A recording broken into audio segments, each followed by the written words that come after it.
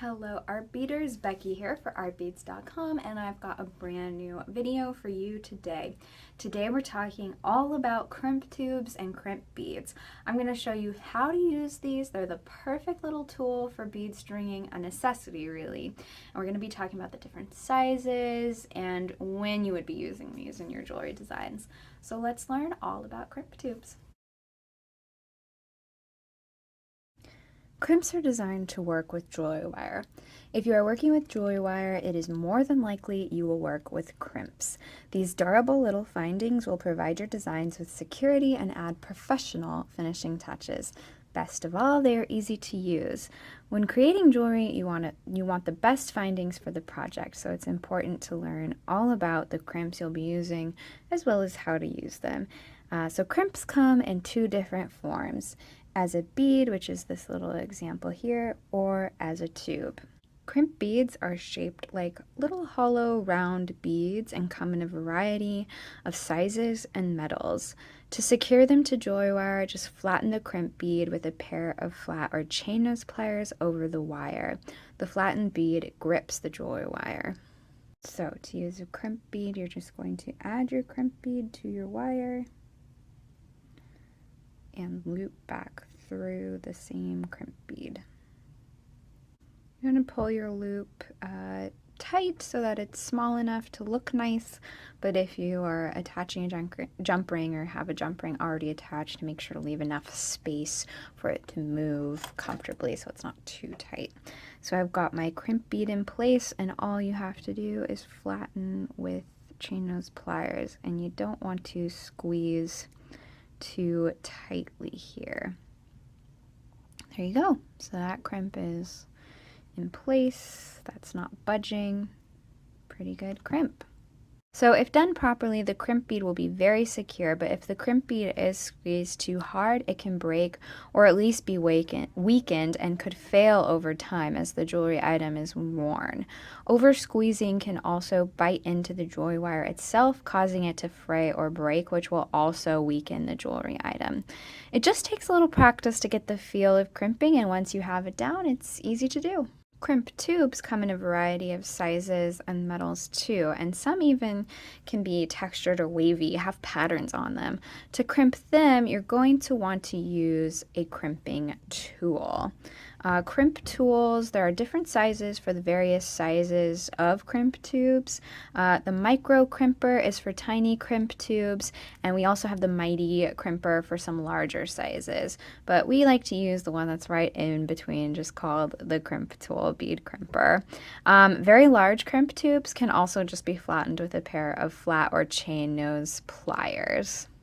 So to use a crimp tube, you would add it to your wire, just like the crimp bead, and bring the other end of the wire back through that crimp tube. Once you've got that end of the wire back through the crimp tube, pull tight and make that loop that's just the right size for whatever components you'll be working with. So now you'll be using your crimper, and this tool has two stations. So the first station has like a little notched look on the top. This puts a crimp in the crimp tube. And the second station has a more rounded look. That is going to fold the crimped tube in half. So the crimped and folded tube grips the jewelry wire and keeps it in place really nicely. So here's what that looks like. So I've got my crimp tube in place. I'm going to position my wire so that I can see that we've got one end of the wire on one side and the other end on the other. So I know that my crimp is pretty much falling in the middle of those. So I've got it in that first station where it's going to make the crimp, and I'm going to give it a nice firm squeeze. You don't want to over squeeze, much like the crimp tube.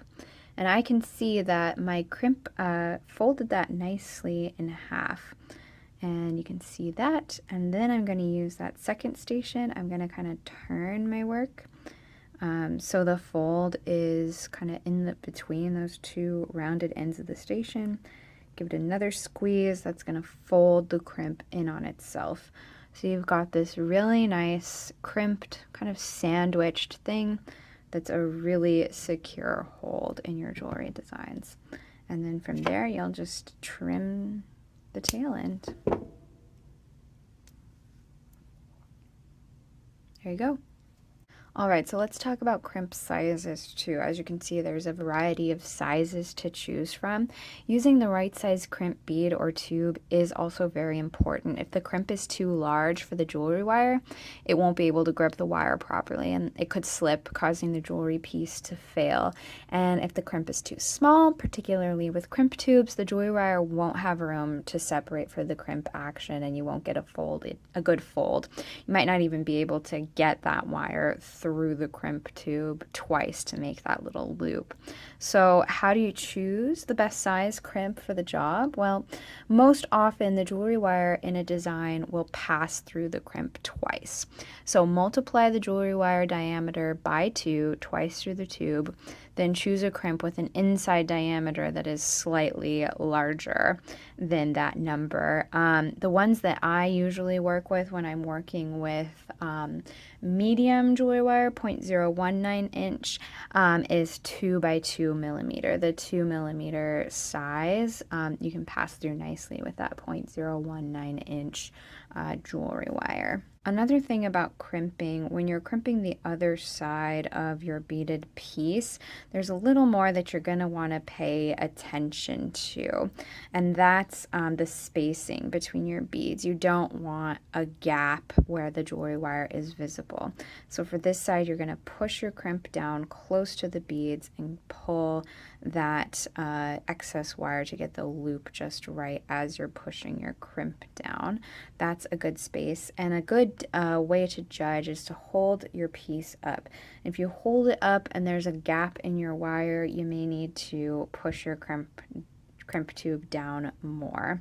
You don't want it so tight that the beads don't have room to move, but you also don't want to see those gaps in the wire. So just play around with it, kind of give your beads a little wiggle, see how it feels, and adjust necessary. And then once you've got that in a good place, you'll do the same. Put the crimp in the first station, give it a firm little squeeze, put it in the second station to fold the crimped end in half.